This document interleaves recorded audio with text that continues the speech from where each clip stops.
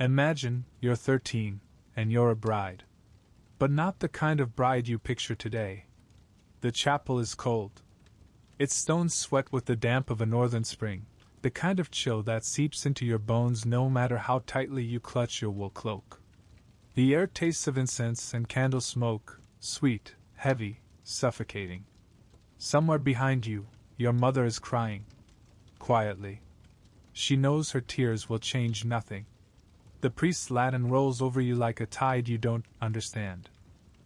His words are sharp and final, binding you to a man you barely know. He smells of horse leather and iron. You smell of sheep's wool and childhood. Your feet ache inside shoes too small, borrowed from a cousin. Your hands are damp, not from love's excitement, but from terror. This isn't the dress-up wedding you once imagined with wild flowers and laughter. This is business. This is alliance. This is survival. You're 13. And you're a bride. Welcome to marriage in the Middle Ages. Pause. The tone shifts slightly, conversational. Tonight we're going to walk through that world together, not as tourists, but as witnesses. From the cold bargaining tables where marriages were struck, to the strange rituals of the wedding day, to the quiet, suffocating reality of what it meant to become a wife. This is the dark truth about being a bride in the Middle Ages. The door swings open, and the cold spring air rushes in, sharp enough to sting your face. You step outside, blinking against the gray light. The bells are still ringing. They don't feel celebratory. They feel like a clock striking the hour, like a sentence being passed. And so we walk down the muddy path that snakes from the church to the cluster of low, smoke-stained houses. You can smell the village before you see it: wood smoke, manure, and the sour tang of yesterday's beer. A rooster crows somewhere, as if to remind you that life carries on, indifferent to the fact that yours just changed forever. This is where the Real's story begins. Not in the chapel, not in the vows, but at the table where this marriage was made. You might think of marriage as romance, choice, maybe even destiny. Here, in the Middle Ages, it is none of those things. It is business. Picture the room where your wedding was decided.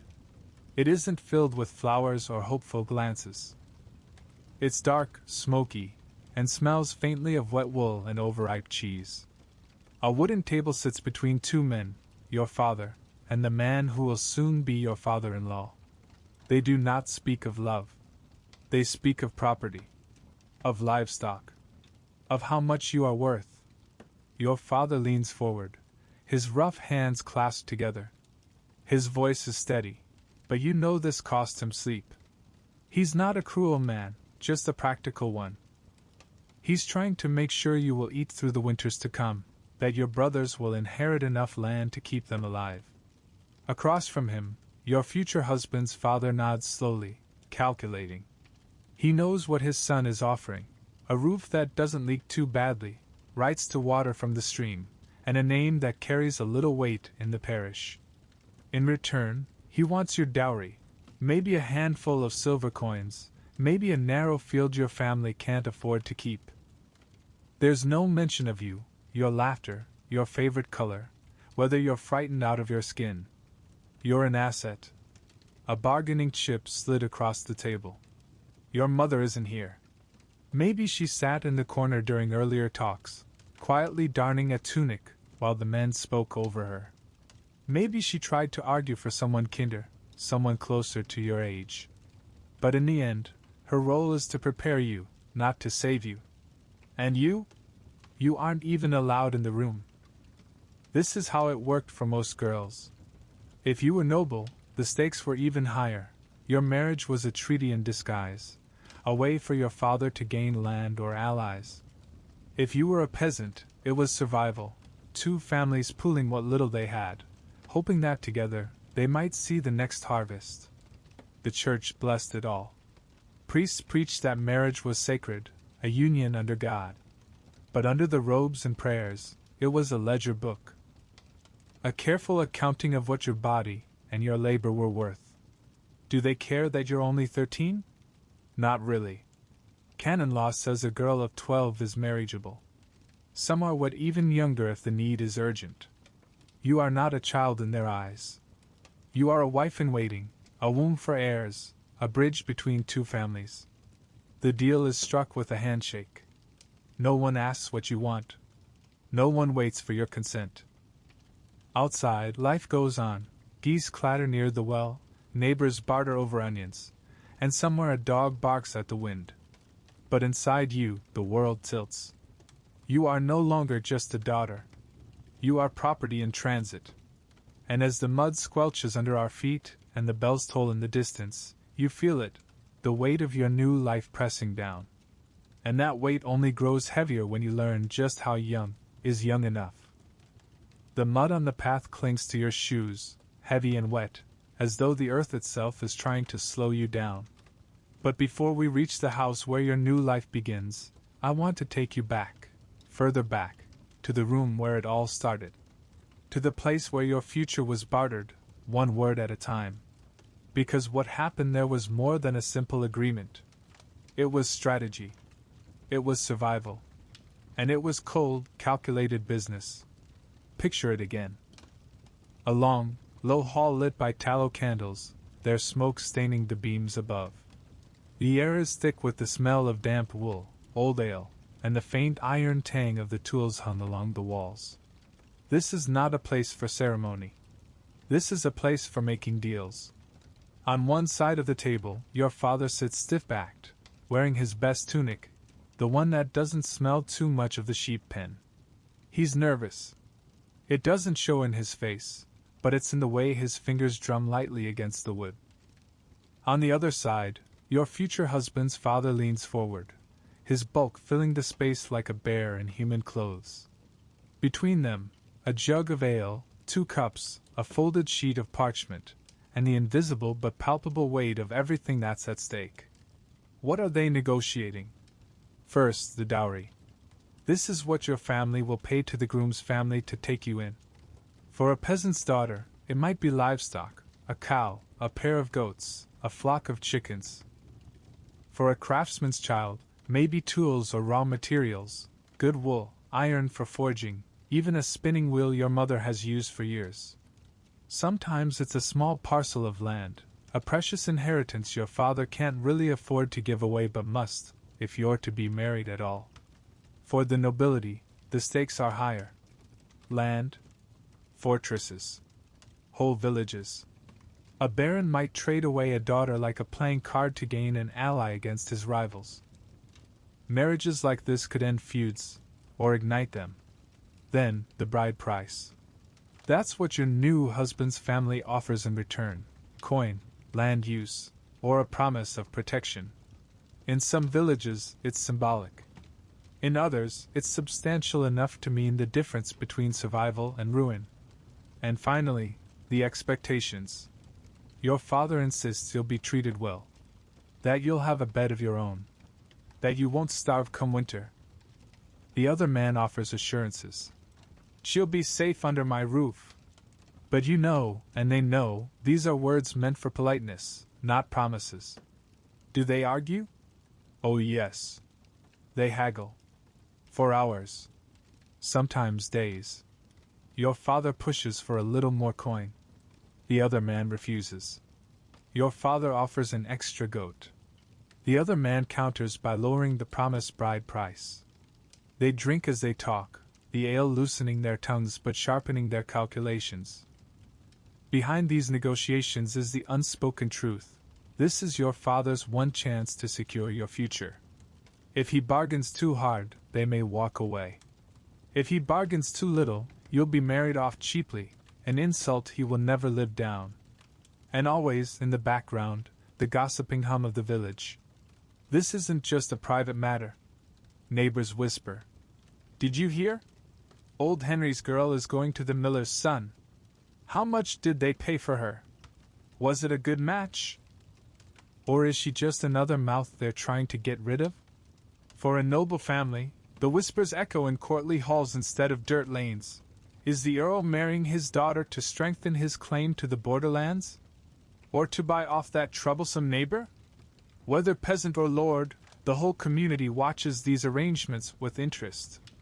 A marriage isn't just a union between two people. It rearranges the entire social web.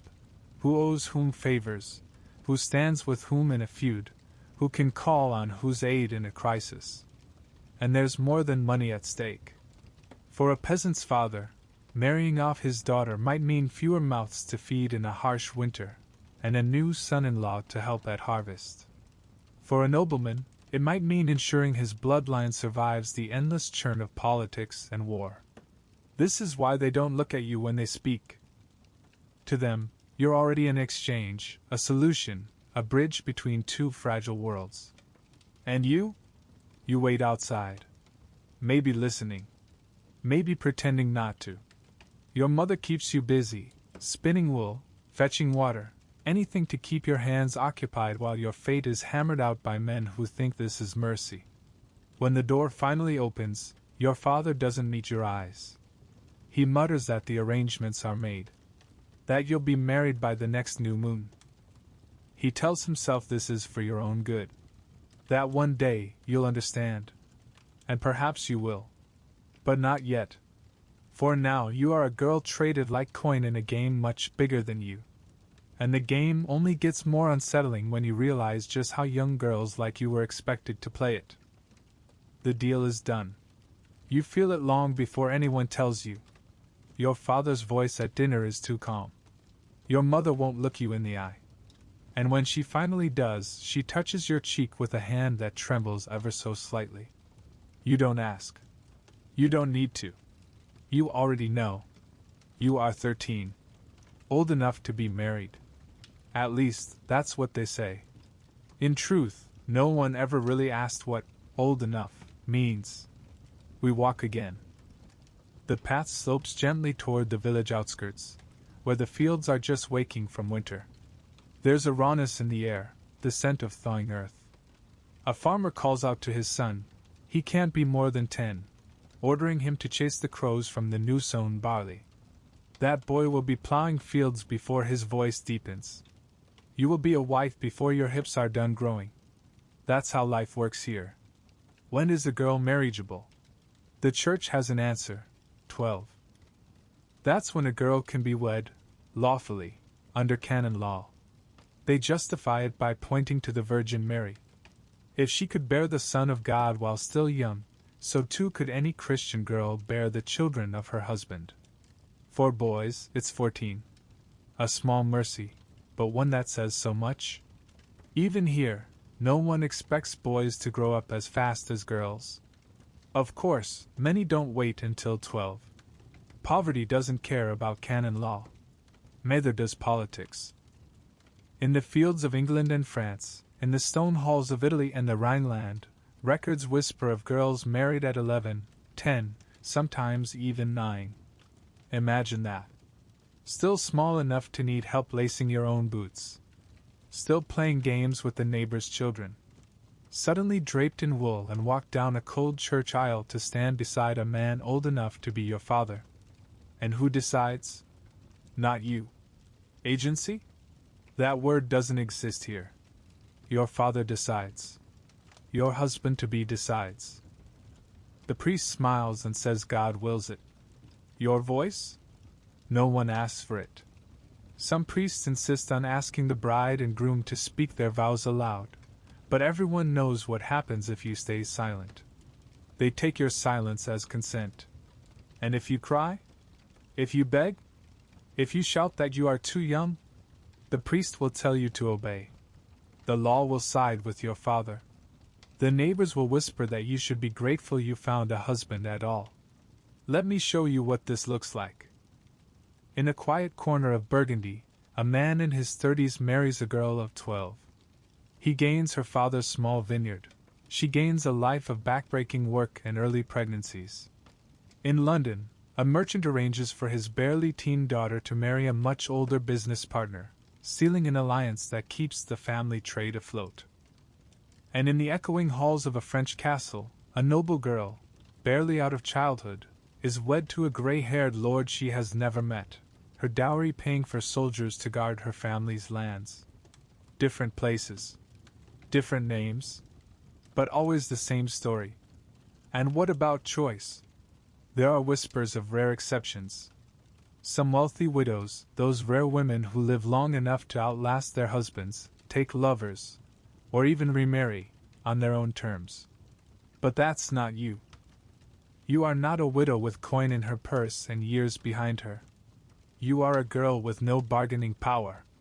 You may wonder, did anyone object to this? Sometimes. But objections were rare and dangerous. A mother might argue quietly for a kinder match. A village priest might delay a wedding if the girl seemed too tender. But most don't fight the tide. The church preaches obedience. The law reinforces it. And survival demands it. And you? You know better than to resist. Because you've seen what happens to girls who do. They are left behind. Forgotten. Burdens their families can't afford to keep. We walk a little further, and you can see it now, the house where your husband lives. Smoke curls from the chimney. A dog sleeps in the mud by the door. You are no longer just a daughter. You are a bride. And in this world, that word, bride, isn't a promise. It's a sentence. But before we step through that door, before you become his in name and body, there is one more threshold to cross. The wedding day. A ceremony filled with blessings, superstitions, and symbols whose meanings you'll only half understand. Come. Let's see what waits for you there. The house looms ahead, its thatched roof sagging under the weight of too many winters. A dog lifts its head lazily as the small procession passes, its gaze following the bride like it knows something she doesn't. Maybe it does. But before she steps inside, before she belongs to this place, there is the matter of the wedding itself. It is her wedding day. Not the kind of wedding she dreamt of when she was little, plucking wildflowers from the hedgerow and weaving them into a crown. This is a different kind of ceremony. A transaction disguised as a blessing. The day begins early. She wakes to the sound of clanging bells and hurried footsteps. The house smells of smoke and boiled grain. Her mother has been up since before dawn preparing a meal for the guests who will follow. Her mother fusses over her hair, braiding it tightly, too tightly, and pulls a stiff woolen gown over her shoulders. It is not white. White is not a wedding color yet. Instead, she wears red, the color of vitality and fertility, a silent declaration to all present that she is ready to bear children. If her family were wealthier, there might be blue threads stitched into her veil, a nod to the Virgin Mary, or even green, a color tied to growth and good fortune. But today there are no fine silks, no jewels. Just wool, coarsely dyed and smelling faintly of sheep. She walks to the church, the mud clinging to her shoes, the chill sinking into her bones. Inside, the chapel is dim, lit only by a few sputtering candles. She inhales the thick, sweet smoke of incense. It makes her stomach twist. At the altar, the priest waits. He smiles, but it's a weary smile, the kind of man who has overseen dozens of weddings just like this, transactions wrapped in scripture. Her groom is already there. She does not meet his eyes. The ritual begins. There are no vows like the ones we know today. No poetic speeches about love and partnership.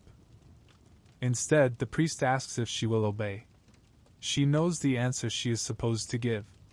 The priest blesses the union, calling on God to make her fruitful and obedient. He sprinkles holy water over their joined hands. And then comes the dowry. Right there, in front of God and the gathered witnesses, the transaction takes place.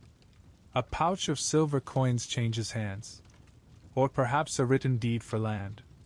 This is the true heart of the ceremony, not the blessings, but the business. In some places, it is even more blatant. In 13th century England, chroniclers wrote of fathers laying their daughters' dowries at the altar itself, a visible offering to God, but also to the groom. And then, the threshold. When she arrives at her new home, he lifts her, or drags her, across the doorway. Today we call it carrying the bride over the threshold. A quaint tradition, But in the Middle Ages, it was superstition. They believed evil spirits lingered at the threshold, waiting to curse the new marriage. By carrying her, her husband shields her, or so the story goes. Not all weddings end with a feast. If she is poor, there may only be bread, ale, and a thin stew of beans or cabbage. If she is lucky, if her family scrape together enough, there might be meat, or even a small pastry filled with dried fruit. If she were born noble, the feast is a performance. Imagine the great hall of a castle, banners hanging from the rafters, platters of roasted peacocks and spiced venison, goblets overflowing with wine. There are jesters, musicians, and nobles who pretend this is a joyous occasion, though most of them are quietly measuring what her marriage means for their fortunes. It's strange, isn't it? How these rituals mix joy with fear. The red dress for fertility. The threshold crossing for protection. The coins passed like payment for a service. Even the church itself walked a fine line, calling marriage holy, yet building its foundation on contracts and property exchanges. Let me tell you a story. In 1305, in Yorkshire, a girl named Alice de Lacy married at just 12 years old to Thomas of Lancaster, a man more than twice her age. Chroniclers noted that the union brought together enormous estates, two of the wealthiest inheritances in England. It was less a wedding than a political merger, with Alice as the keystone. In 1247, a noble girl named Isabella de Coucy was wed at the age of 10. Her dowry? A large sum of silver and lands that strengthened her father's influence in the French court. The girl's opinion? Unrecorded. And in a quiet village in Brittany, a parish record from the early 14th century lists the marriage of Jean, age 11, to a farmer named Etienne, age 28. Her dowry was 1 cow and the promise of 2 sacks of grain each harvest. That's how little it took to buy her future. These were not exceptional cases. These were the norm. As she stands there in the smoky chapel, these thoughts do not cross her mind. She is too busy trying not to tremble. But one day, years from now, when she hears the bells ringing for another girl's wedding, maybe she will wonder, did that girl feel the same fear? Did she know she was stepping not into a marriage, but into a contract she could never escape? The priest gives his final blessing. The guests murmur their approval. And just like that, she is no longer a child. She is a wife. And soon, very soon, she will be expected to become something else. A mother. But before that, there is one more ritual. The bedding. The feast is over. The fire burns low in the hearth, the last scraps of bread and cheese picked over by drunken hands. Somewhere in the corner, a guest is snoring. Someone else is still laughing, a hollow, boozy laugh that doesn't quite reach the walls. And the bride? She is being led away. The bedding. That's what they call it. A strange, unsettling ritual that turns this night into something both public and private. For a peasant wife, it happens simply. The two of them are sent to the bed they now share, likely no more than a straw mattress stuffed into a corner, covered with coarse sheets and a blanket that smells of smoke. There's no fanfare, no pretense of romance. She is expected to do what every married couple must do, consummate the marriage. For a noblewoman, the bedding is a spectacle. She is led to the bridal chamber by a parade of relatives, sometimes the same ones who only hours ago haggled over the price of her dowry. They laugh and sing bawdy songs as they go, their voices thick with wine. They are there to witness that the marriage is real, that it will produce heirs. In some courts it goes further. Chroniclers describe how, after the bride and groom are undressed, yes, undressed, servants, family, even priests gather around the bed to offer blessings. And then they leave. Or sometimes they don't. In certain places, the tradition demanded that someone, an older female relative, a servant, a priest, remain in the room to ensure the act took place. Privacy is a luxury she does not have. Why? Because consummation is not just a physical act. It is the final seal on the contract made between their families. Without it, the marriage can be annulled. And in a world where alliances, property, and lineage hinge on her womb, there is no room for hesitation. How harshly does this happen? That depends on her husband. For some, it is quick, clumsy, unthinking, his duty done, his heirs secured. For others, it is crueler. Husbands are not taught to consider fear, pain, or consent. She is a body that must bear his children, not a partner whose will matters. For the very young brides, those married at 12, 13, 14, this first night can be brutal.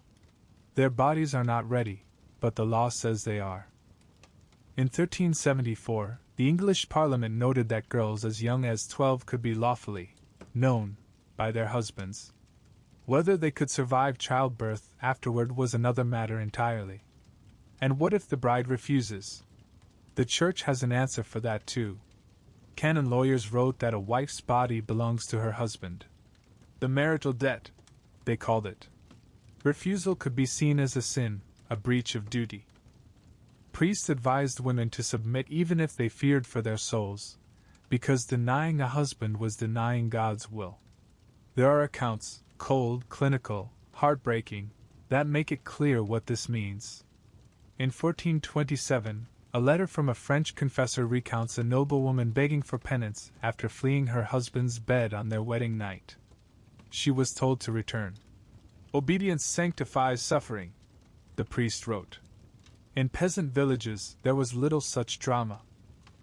A girl who ran would be dragged back by her family. After all, they had paid for this marriage. She had no place else to go. Did they think about the woman? Not really. At least, not in the way one might hope. The church thought of her chastity. Her husband thought of her fertility. Her father thought of her dowry's worth. But what she wanted, what she felt, that question wasn't part of the ritual. And yet, this night was celebrated. Not for her, but for what it symbolized: a new alliance, a new womb for heirs, a new tool for building family wealth or power. In the eyes of everyone but her, tonight was a success. As she lies there in the darkness, listening to the drunken revelry fading outside, she understands something in her bones. She was never just a bride. She was a contract made flesh. And from this night on, her body belongs not to her, but to him.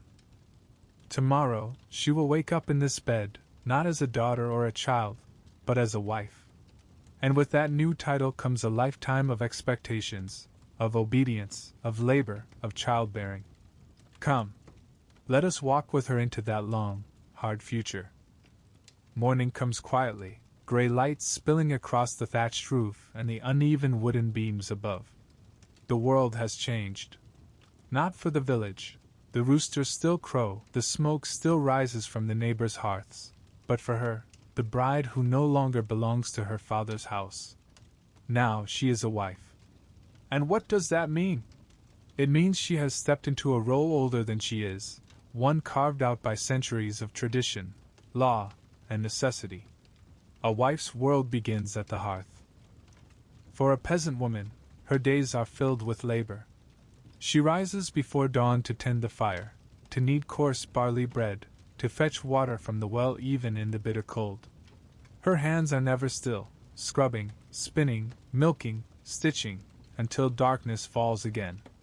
She is a worker, not just for herself or her husband, but for the survival of the whole household.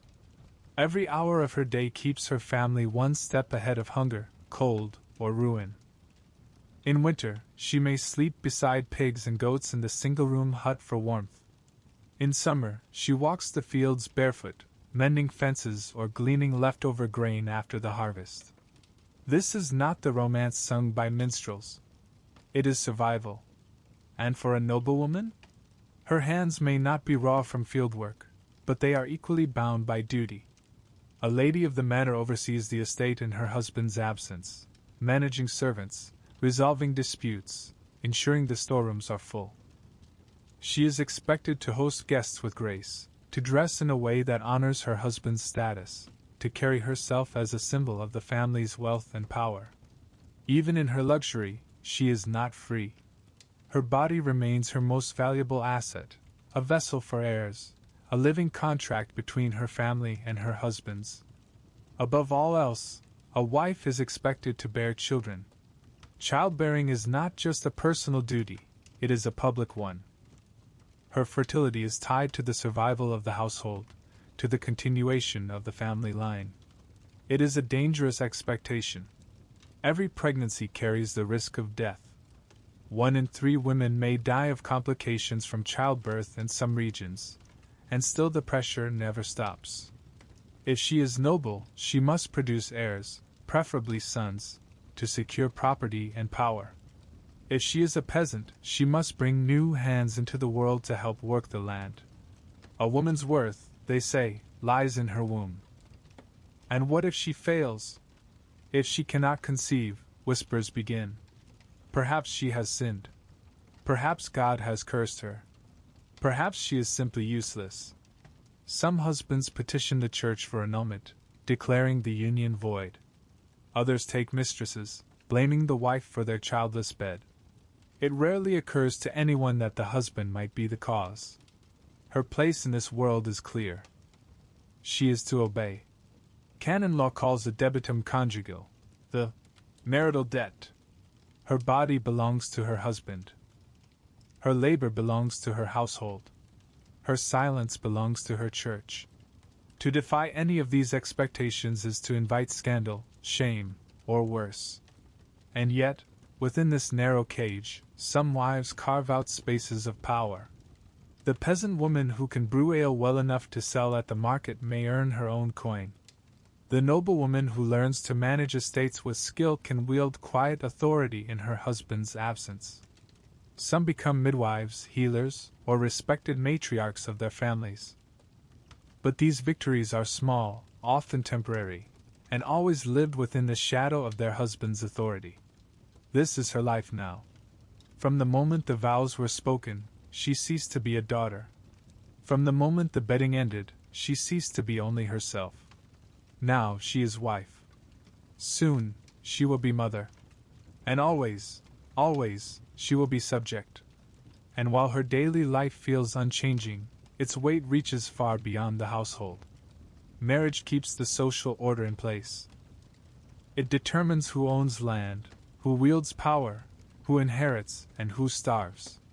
It ensures that women remain where they are meant to be, inside, silent, serving.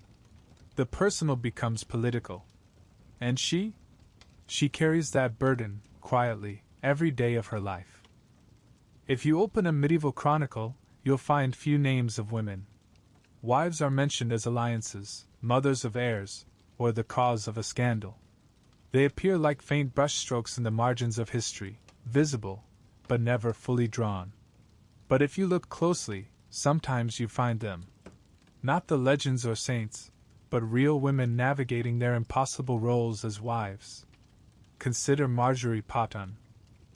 In 15th century England, Marjorie wrote to her husband John Potton, a member of a prominent Norfolk family.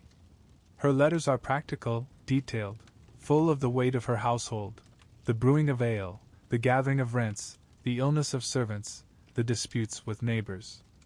One line stands out. "I have done as he desired me to do, but it is sore to be a woman alone." She was managing their estate while he was away, effectively acting as lord in his absence. Yet she knew that her authority existed only until his return. Marjorie's voice is strong but cautious. She walks the narrow path between duty and autonomy, exercising power quietly, always under the shadow of her husband's name. Or look at Jeanne de Maupassant, a 14th century Parisian wife. She ran a manuscript workshop with her husband, Richard. Together they illuminated books, she painting the images, he writing the text. Her name rarely appears in contracts. Her work is credited to him. Yet the margins of their books are filled with her bold, mischievous drawings, playful women, sly caricatures, even subversive images mocking the church. Her marriage bound her to Richard legally and financially, But through her art she carved out a voice of her own, hidden in plain sight, laughing from the edges of sacred texts. And then there is Eleanor of Aquitaine. Not every wife was silent. Eleanor, Queen of France and later England, challenged her husband's authority, joining her sons in rebellion against King Henry II. Chroniclers called her unnatural, a second Jezebel. Why? Because she wielded her role as wife politically, daring to use her marriage to build power instead of bowing to it. Her story shows the danger, and the price, of stepping outside the role expected of a wife. But most were not queens or literate noblewomen. In 14th century manorial records from Essex, we find Agnes at Welly. She appears in the court rolls for brewing ale without permission from the local lord. Likely, she did this to earn extra coin for her family. The fine she paid was small, but the record is telling. A wife bending the rules, trying to survive in a world that gave her little room to breathe. These glimpses, letters, contracts, legal fines, are the threads that reveal the truth. Wives were not passive. They managed farms while husbands fought in wars. They ran businesses in bustling cities. They negotiated with neighbors, made decisions, took risks. But every act of autonomy came with a reminder. They acted under the authority of their husbands. Even their names, wife of, widow of, were borrowed. To be a wife in the Middle Ages was to live in this tension. Invisible in the chronicles, yet essential to the world that produced them. Silent in public, yet constantly negotiating, working, and surviving behind closed doors. These women lived entire lives between the lines of history. But those lines were drawn by the same hand, the church, the law, the men who decided what a wife was allowed to be. And so, if we want to understand why their roles were so rigid, why even the boldest wives rarely escaped them, we must look to the source. To the church, where marriage became holy, and submission became law. Marjorie Paston's careful letters. Jeanne de Montbaston's hidden sketches. Eleanor of Aquitaine's defiance. Each of them, different in station, in time, in courage, lived under the same great shadow, the church and its laws. For all the bargaining at tables and all the quiet power women carved out in their homes, it was the pulpit and the courtroom that truly defined what it meant to be a wife. Marriage, said the church, was holy. In the 12th century, the church officially declared marriage one of the 7 sacraments. No longer just a contract between families, it was now a covenant before God. A sacrament could not be broken. That shift was monumental. It meant that the vows whispered in smoky chapels bound women as tightly as chains. If a husband turned cruel, too bad. If he abandoned her, pray for his return. If she begged for release, the priests would tell her, "What God has joined together, let no man put asunder." And no woman either. Canon law spelled it out. A wife owed her husband obedience. Not just in public, but in her body. Theologians called it the marital debt, debitum conjugal. Her body was not her own, it belonged to him. St. Paul's words were quoted endlessly. The wife hath not power of her own body, but the husband. And if she refused him? Church courts often sided with the husband. Her resistance could be framed as sin, rebellion against God's order. Property? Once married, a woman's possessions became her husband's.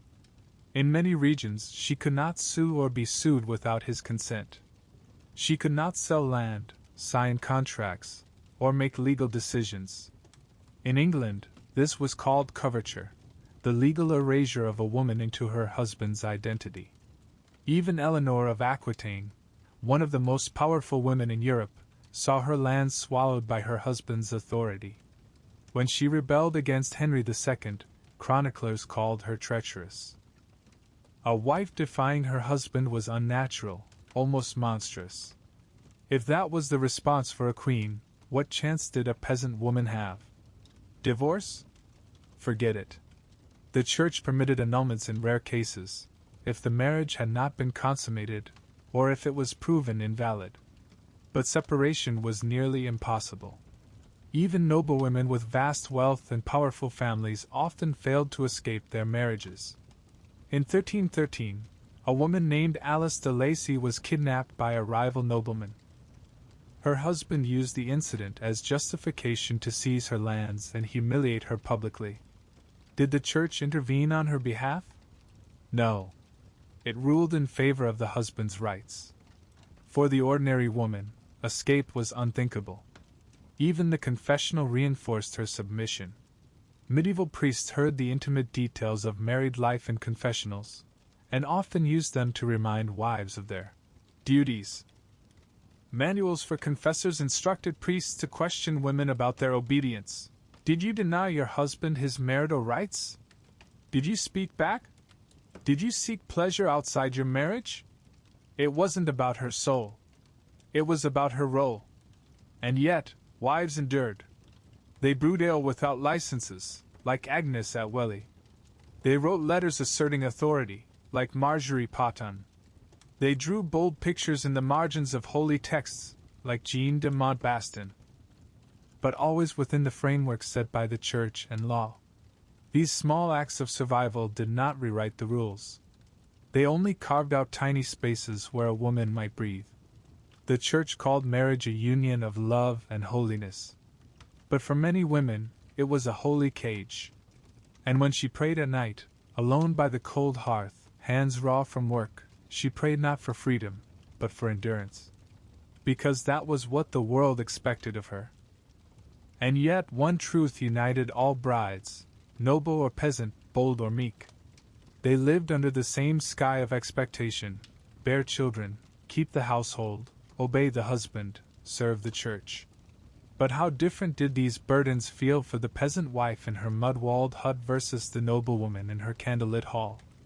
Let's step into both of their worlds. 2 wives. 2 lives. One system that binds them. The church bells toll in the distance. It is morning, again. Another day begins for the medieval wife. But how that day looks depends entirely on where she wakes. Let's walk in both worlds at once.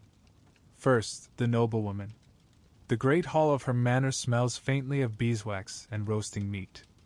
Sunlight filters through narrow windows, falling across tapestries that tell the stories of saints and long-dead kings.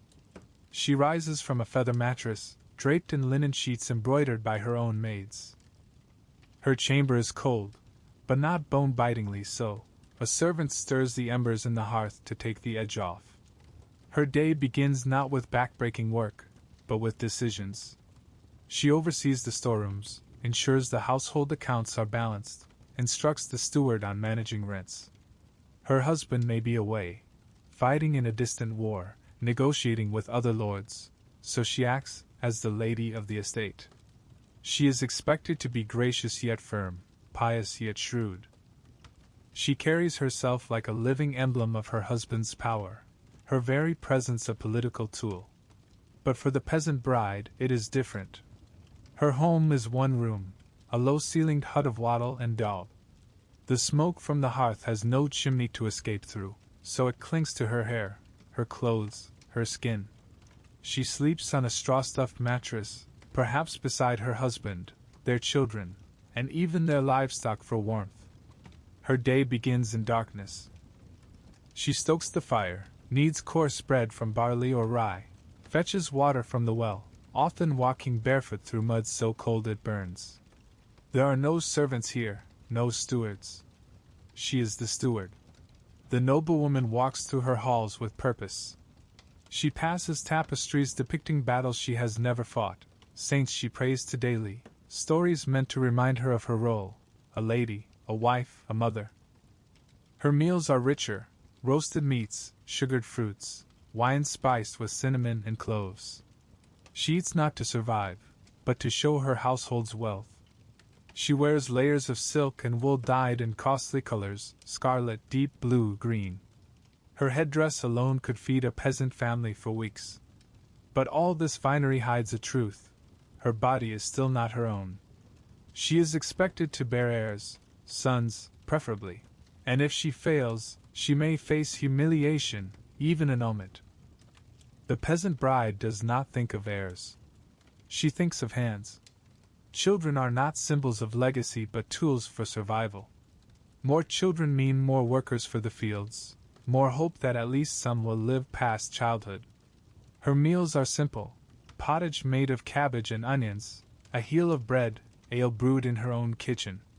Meat is a rare blessing, tasted perhaps on feast days.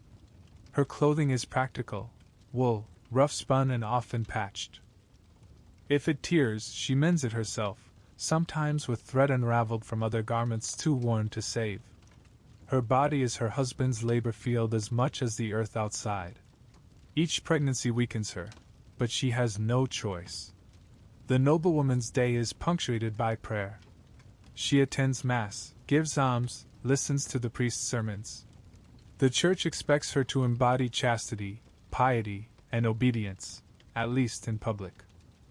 But when the door closes, she may write letters of influence, host secret meetings, even broker quiet political deals. Her intelligence is her weapon, but she must wield it invisibly, lest she be called unnatural, like Eleanor of Aquitaine. The peasant wife prays too, but her faith is simpler, earthier. She prays not for influence, but for survival, for a good harvest, for a safe childbirth, for a night without frostbite or sickness. Her church is the small village chapel, where the same priest who blesses her family also reports them to the manor for unpaid tithes. She listens when he says her suffering is holy, even as she feels its weight pressing down on her every hour. 2 women. 2 worlds. One walks marble corridors, the other trudges through mud. One drinks spiced wine, the other sips thin ale. One's body is valued for heirs, the other's for labor. And yet, in their quietest moments, they share the same truth. They are bound. By law. By faith. By a system that calls them wives first, women second, and people last. So much of their lives circles back to the same expectation: bring forth children, keep the household, and obey. But that expectation carries its own danger. Because in the medieval world, pregnancy is not just duty. It is a gamble with death. And that is where we must walk next, into the shadowed room where new life begins, and sometimes ends. The winter sun is weak, pale against the stone walls, when she realizes she has missed her courses. It is her first child. Her hands instinctively move to her stomach, still flat beneath her woolen gown. She knows what this means. Everyone around her knows what this means. In the Middle Ages, pregnancy is not a private affair. It is a household event, a village event, a matter of lineage and survival. And for her, it is also the beginning of a quiet, gnawing fear. The first months are a mix of whispers and prayers. She tells the priest at confession, who urges her to thank God for this blessing. Her mother-in-law gives her advice: avoid lifting heavy buckets, keep away from hot foods, stay out of the sun. She hears the old stories, that if she craves meat, the child will be strong. If she dreams of fish, it may be a sign of twins. Some women tell her to wear charms, a sprig of rue against her skin, a holy medal tucked into her chemise. Others warn her that demons lurk near pregnant women, eager to snatch away unborn souls. And she believes them all, because she has seen too many women buried with their bellies full. As the months pass, her body changes. Her back aches from endless labor, kneading bread, hauling water, mending clothes by the fire. There is no rest for the pregnant wife, not in this world. She feels the child quicken inside her, first a flutter, then a strong kick. She thanks God. But she also worries: what if this is her only child? What if it's a girl, when everyone prays for a son? The priest preaches that her suffering is holy, that Eve's curse is hers to bear. In sorrow shalt thou bring forth children. But no sermon tells her how to survive it. And then labor begins. It is not quick. It is not quiet. The pains come in waves, sharp and merciless. She is moved to a smaller room, away from men, and surrounded by women. Her mother-in-law, a midwife with rough, capable hands, perhaps a neighbor or two who has seen enough births to know what to do. There are no doctors here. They murmur prayers to Saint Margaret, patron of safe childbirth. They heat water over the fire. They place relics under her bed, bits of saints' bones or blessed crosses, to keep death at bay. The air is heavy with sweat, incense, and the smell of fear. She screams. She bites down on a strip of leather to keep from crying out too much, lest the neighbors hear and say she is weak. Sometimes the baby comes. Sometimes it does not. Sometimes she does not. Because in the Middle Ages, childbirth is a gamble. For peasants, the risk is highest. Malnutrition, disease, and untreated injuries make every pregnancy more dangerous. If a midwife cannot save her, there is no physician to call, no emergency care to turn to. For noblewomen, the danger wears a different face. They may have access to trained surgeons or herbalists, but their pregnancies are more frequent, driven by the need to produce heirs.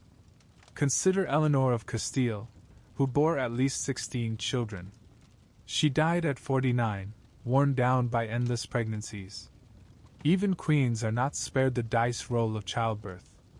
The baby arrives. If the child is living, there is celebration.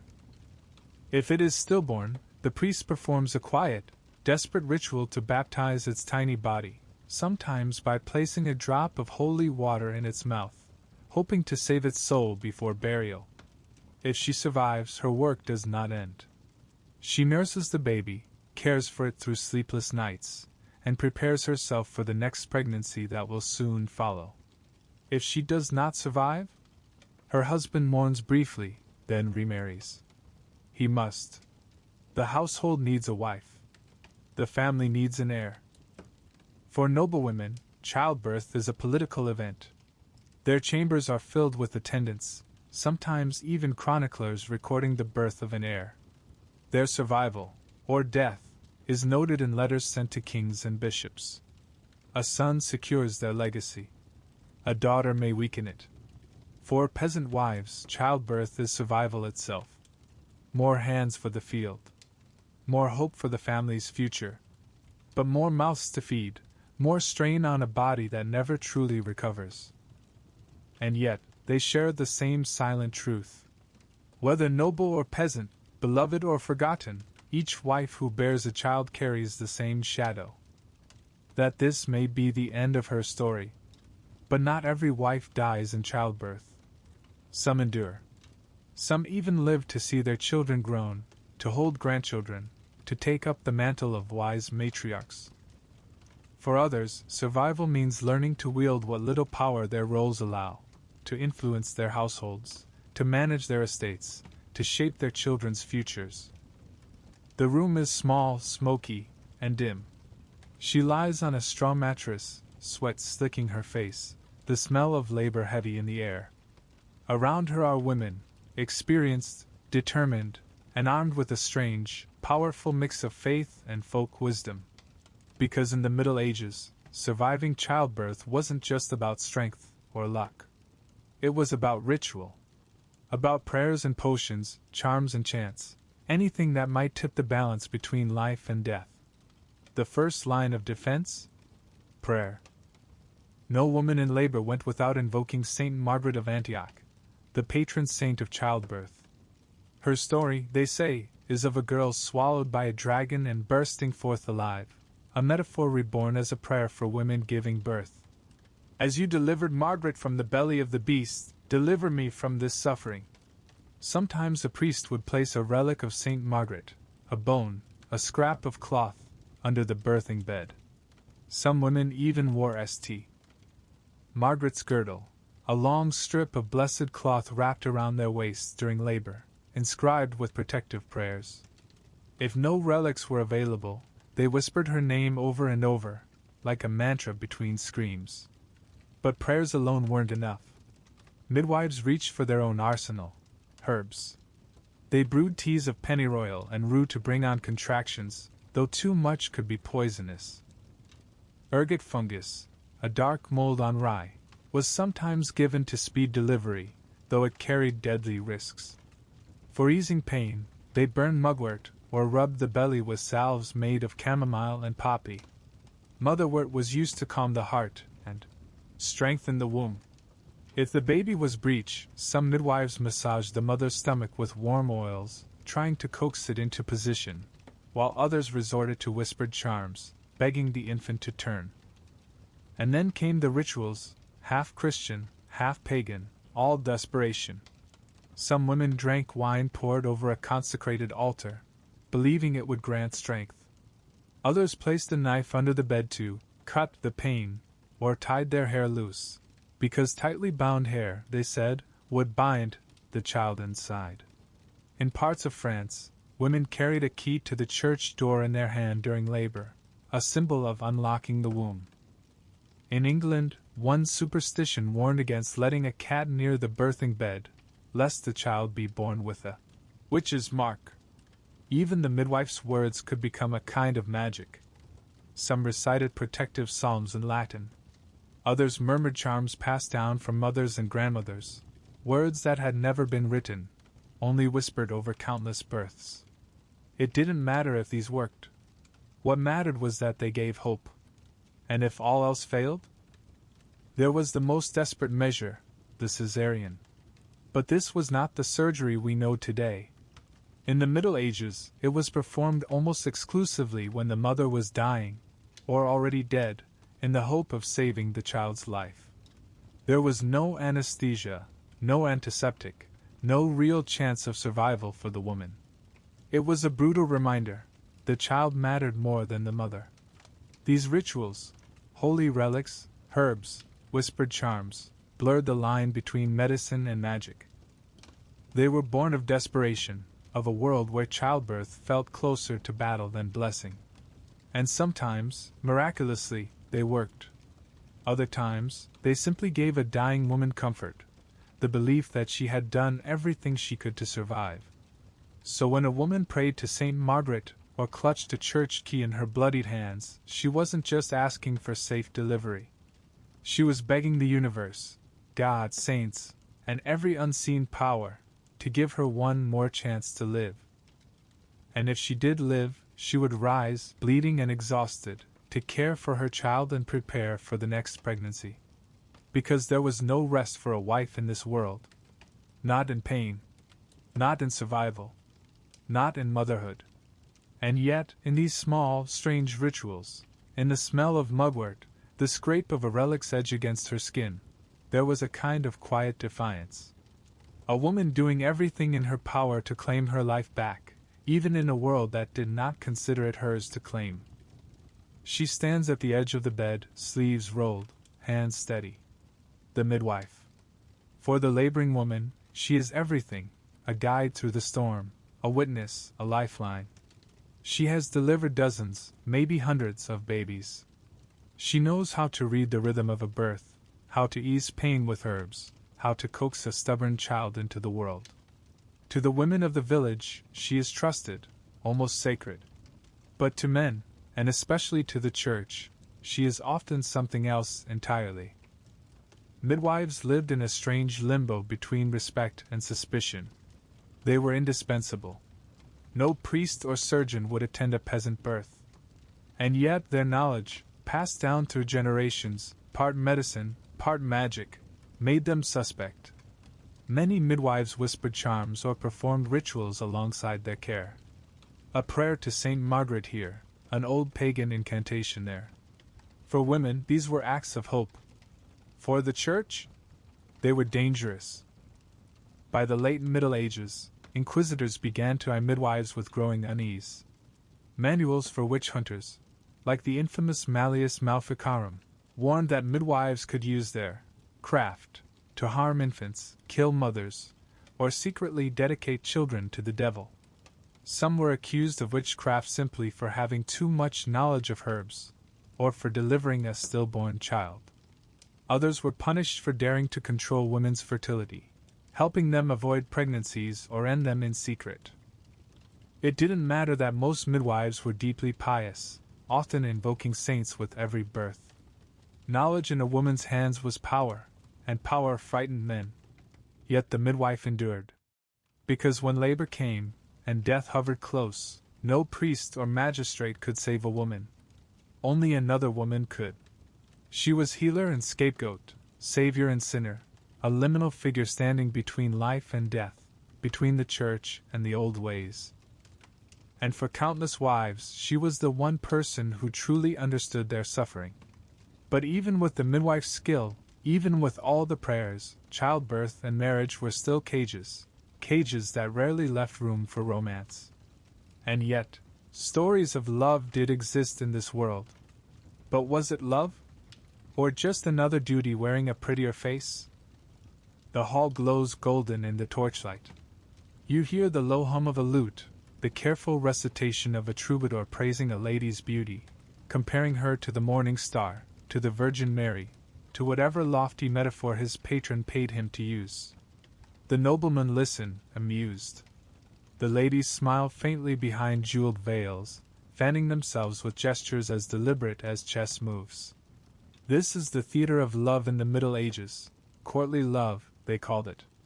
It is an intoxicating game. A knight kneels before a married lady, swearing to serve her with loyalty as fierce as his devotion to God. She grants him a token, a glove, a ribbon, a whispered promise, that he will carry into battle or into bed, depending on her whim. The troubadours turn these exchanges into legend. They sing of Lancelot and Guinevere, of lovers pining nobly for one another while still fulfilling their duties to king and country. Love here is agony and ecstasy, longing without fulfillment. It is safer in poems than in life. But step back from the glittering hall, away from the music and the metaphors, and you'll see the truth. These romances were often a mask. Courtly love gave noblemen and women a way to express feelings that real marriage rarely allowed. It was emotional rebellion wrapped in ritual, desire made safe through performance. Because the reality of marriage? It was rarely this romantic. Marriage was business. Marriage was duty. And yet, inside that duty, affection sometimes bloomed, not the fiery, tortured love of the troubadours, but something quieter, steadier. Consider Marjorie Pauton and her husband John. In her letters, she scolds him for neglecting her, begs him for news, offers him advice. She complains about his choices but also calls him, "My dear heart." It is not poetry, but it is real, a marriage forged in daily negotiations, where love is expressed in small acts, writing letters, sharing worries, surviving together. For the peasant wife, romance was even simpler. Love might mean a husband who helped with the plowing, who didn't drink away the meager earnings at the alehouse, who came home at night without a fist raised. It might mean laughter by the hearth after a long day, or hands joined while sowing seed in the fields. For some, that was enough. For others, it never came at all. And yet, true passion did exist, though often outside marriage. Affairs between nobles and their lovers were common, sometimes even tolerated if discreet. In peasant villages, there were whispered trysts at festivals, promises exchanged in the shadows of the barn. But such love was dangerous. Adultery could cost a woman her life, or worse, her soul. The church tried to make sense of it all. Priests preached that marital love should mirror Christ's love for the church, sacrificial, pure, and chaste. Yes, even within marriage, too much enjoyment of sex was frowned upon. Courtly love, with its passion and longing, was suspect, an earthly distraction from salvation. But people are people. And so they found ways to live between these ideals. Performing piety in public, while yearning, or loving, quietly in private. And so the question lingers. Was there love in these marriages? Sometimes. In rare, quiet ways, affection built over years of shared survival. But for many women, love was not the reason for marriage. It was, at best, a fortunate accident. At worst, a story told by men in song, while women learned to live without it. And for those who could not live with their marriages, there was little escape. Because in the Middle Ages, even when love withered and duty turned to misery, marriage remained a prison, unless death, or the church, set you free. The hall is quiet. No clatter of boots across the stone floor. No barked commands from the man who once sat at its head. The fire burns low, untended. She walks slowly, fingertips grazing the carved oak of the long table. Her husband's table. His chair looms at the far end, a throne she once approached with downcast eyes. But now, he is gone, buried in the churchyard with the others. And she, his wife, his widow, is still here. This is what freedom feels like in the Middle Ages. It isn't sweet, or sudden, or fully hers. But it is real. For most medieval women, marriage ended only two ways, through death or through the rare and complicated mercy of the Church. Widowhood was by far the more common. And for some women, especially noble women, it could feel like stepping into sunlight after years spent in shadow. Widows were different. A widow could manage her own property, at least for a time, oversee her household without a husband's interference, and, if she had no male guardian, make her own decisions about remarriage. Some never married again, choosing instead to keep their newfound independence.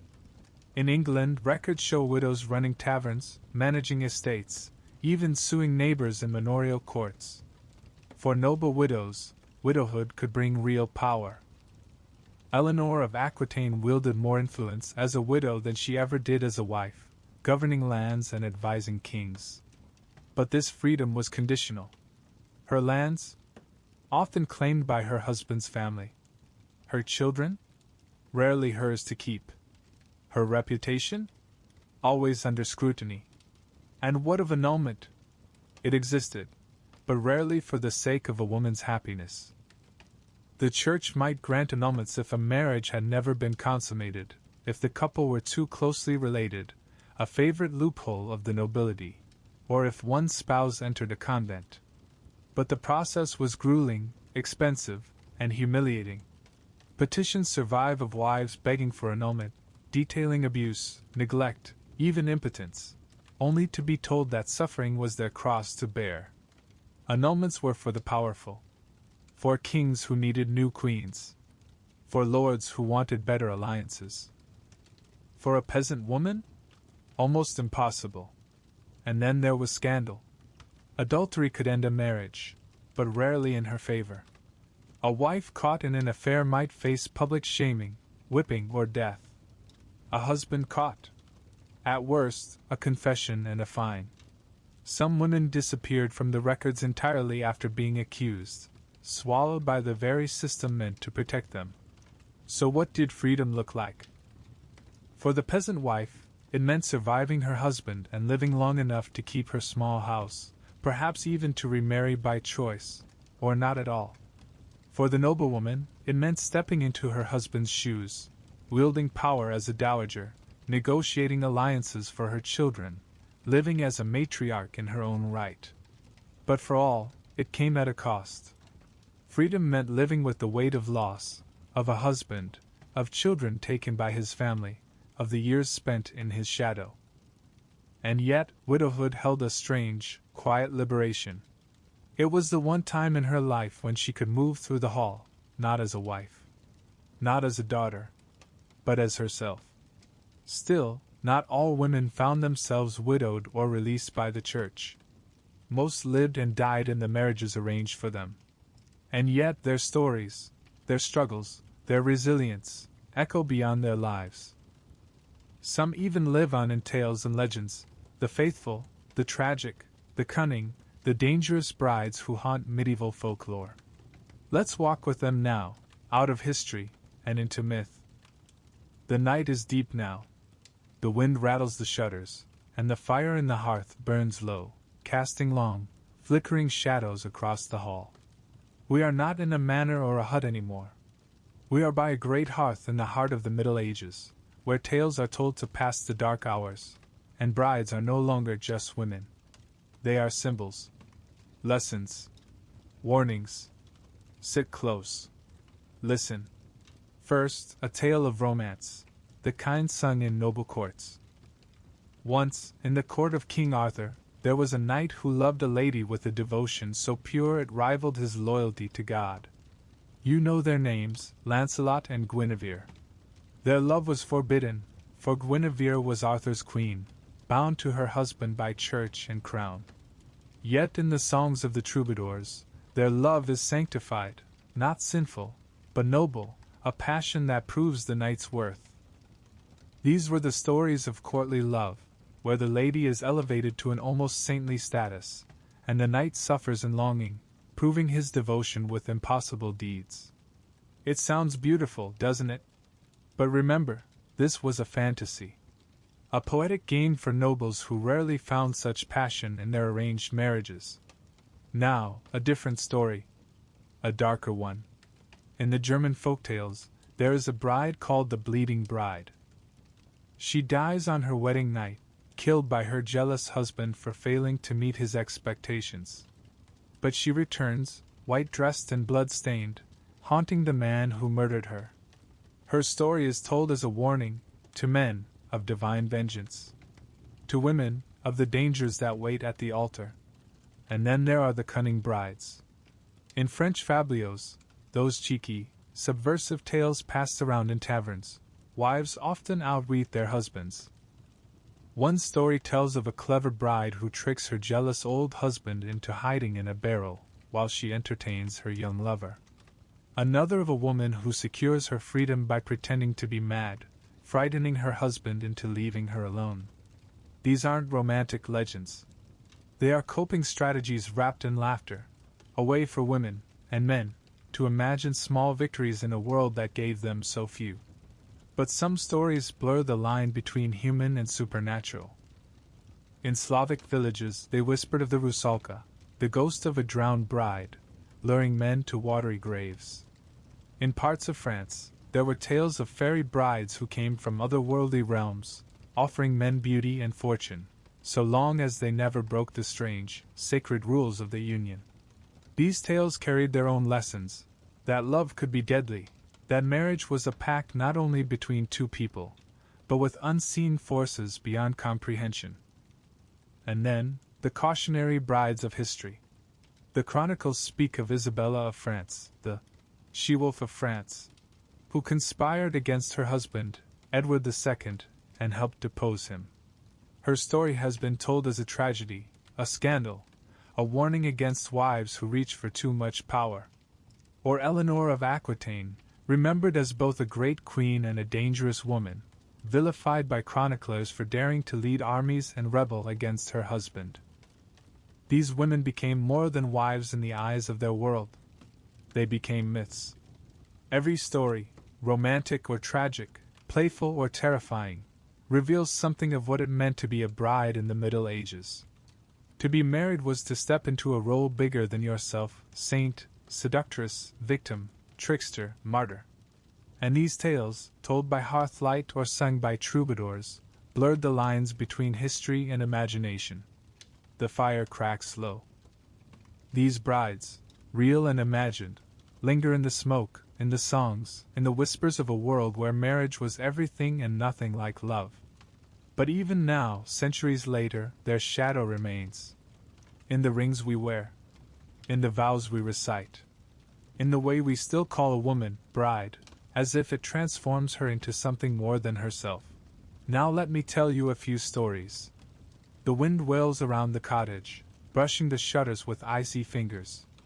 Inside, the fire is low but steady.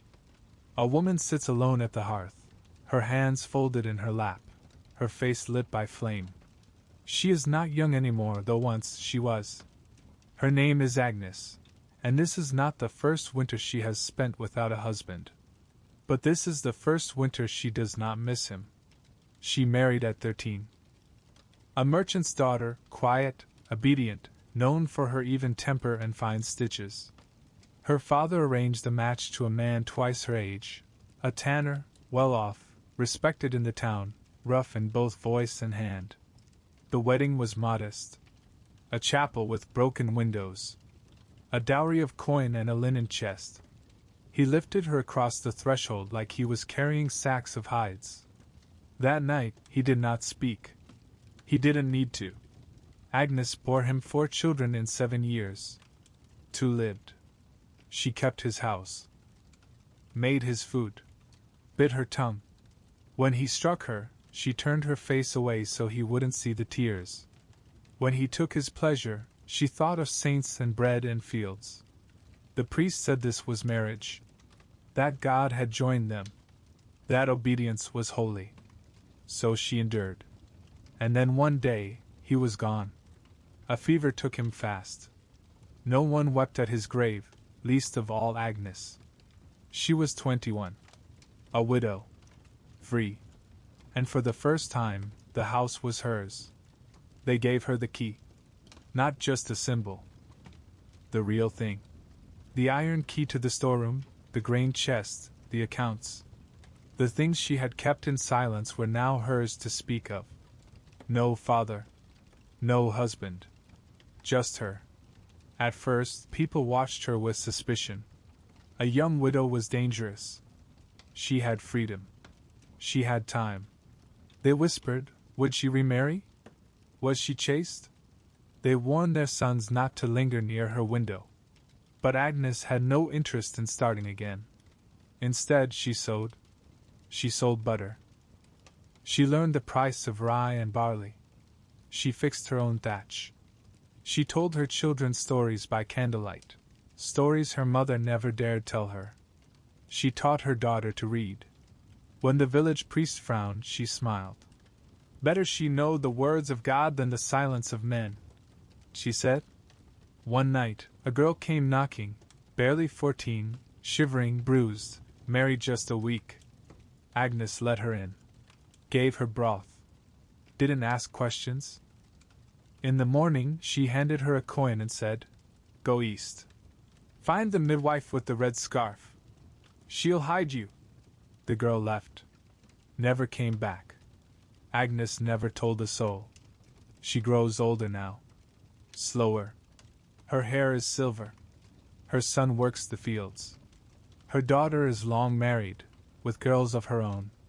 But the key still hangs at Agnes's waist, a little rusted, a little bent. She fingers it sometimes, when the fire burns low. It reminds her of what was taken, and of what she reclaimed. In a world where women were sold, silenced, and broken, Agnes carved a space for herself. She was never anyone's bride again, only her own. There are moments in history when one voice rises from the silence, clear, stubborn, unforgettable. Not a queen's speech from a balcony. Not a sermon carved in stone. Just a letter. Ink on vellum. A woman writing in the cold. Her name was Eleanor of Aquitaine, and though she lived surrounded by kings and castles, by crowns and crusades, it is the letters she wrote, some in fury, some in heartbreak, that revealed the truth behind the myth. Because Eleanor knew marriage, and she knew what it cost. Let us walk with her for a moment. Imagine a young girl, born into wealth so vast that bards called her duchy, the jewel of France. She inherits Aquitaine at 15, an entire region of rolling vineyards, sea winds, and southern fire. A prize. A temptation. And so, the King of France takes her as a bride. Louis VII, quiet, devout, more monk than monarch. He doesn't understand her. Doesn't want to. He wants a queen who will pray. Eleanor rides hawks and laughs too loud at court.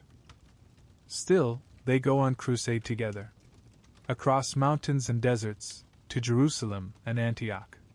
There rumors whisper through the camp, that she lingers too long with her Uncle Raymond, that her tent is too far from her husband's, that she rides dressed as a knight. Louis is humiliated. He tries to control her. She tries to leave him. Back in France, she petitions the Pope for an annulment. She claims they are too closely related by blood. But everyone knows the truth. She is done obeying a man who never saw her. And in 1152, the Pope agrees. She is free. For 9 weeks. Because freedom, for Eleanor, is dangerous. Men try to abduct her on the road, literally kidnap her for marriage, to claim her lands. She evades them all. And then she chooses. Not a priest. Not a quiet life. She marries Henry Plantagenet, the future King of England.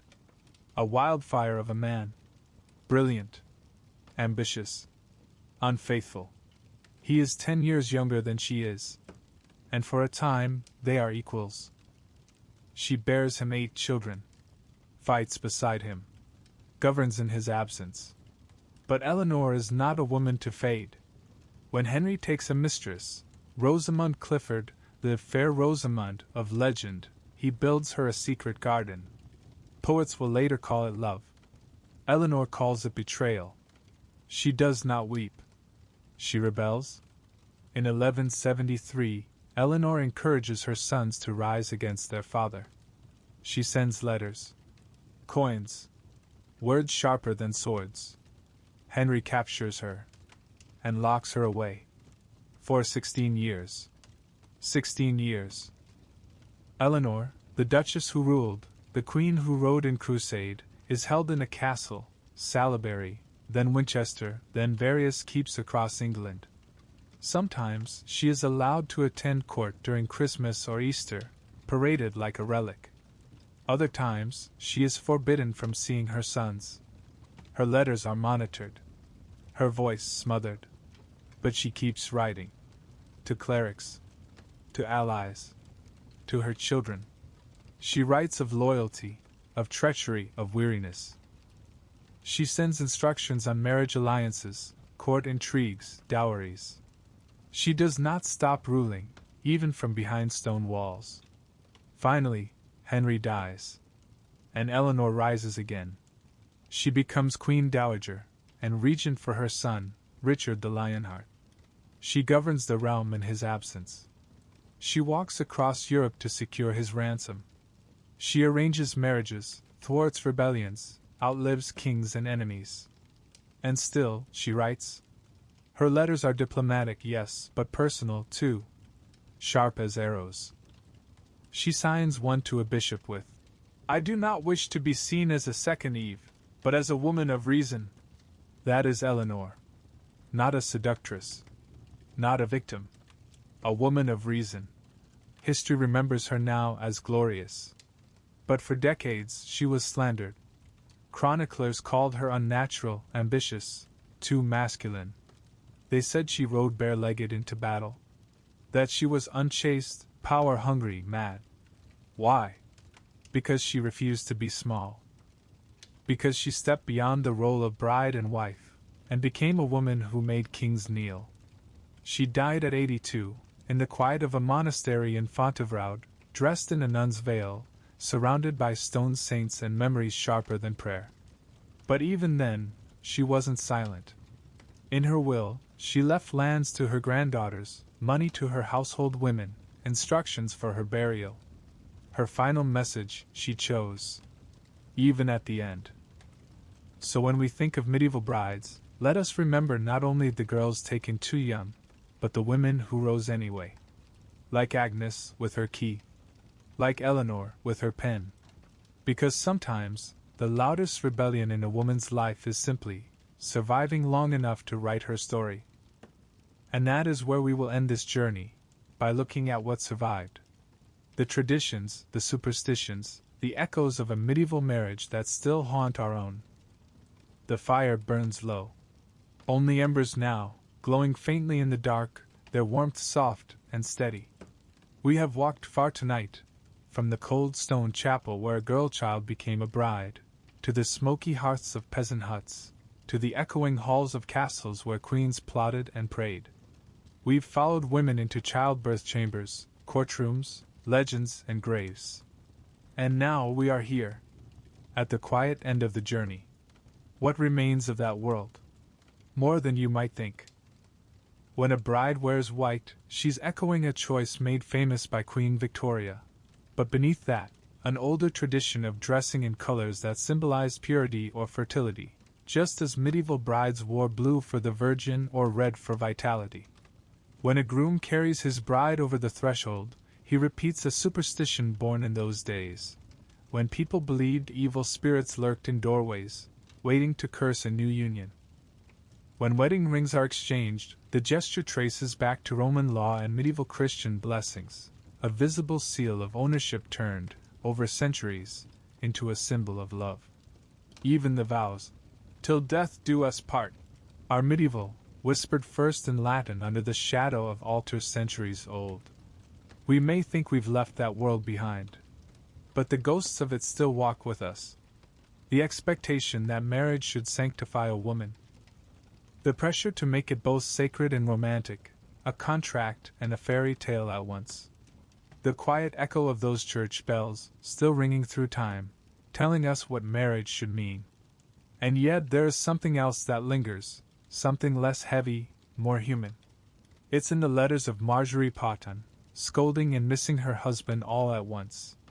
In the laughter of the Fabliau's brides, outwitting the men who thought they owned them. In the whispered charms of midwives, pressing relics into the hands of women who wanted nothing more than to live. Even in that world, so bound by duty, so harshly ruled, there were moments of affection, of rebellion, of survival. So what does it mean, to be a bride now, knowing all of this? Perhaps it means remembering that this role, bride, wife, has always been a complicated one. A costume stitched together from faith, law, power, and longing. And perhaps it means seeing those medieval women, not just as victims of their time, but as people. Resilient. Clever. Sometimes broken, but never without meaning. The fire is almost out now. And so we leave them, the child bride in her cold chapel, the noblewoman in her guarded hall, the peasant wife at her smoky hearth. They vanish back into their time, carrying their stories with them. But they do not disappear completely. They live on in the vows we say, the rituals we keep, the quiet weight of history we carry without even knowing it. And so, as the night settles, may these echoes of the past guide you gently into dreams. Rest now. The bells have stopped ringing. The hall is quiet. The fire is only embers. And the brides of the Middle Ages can sleep too.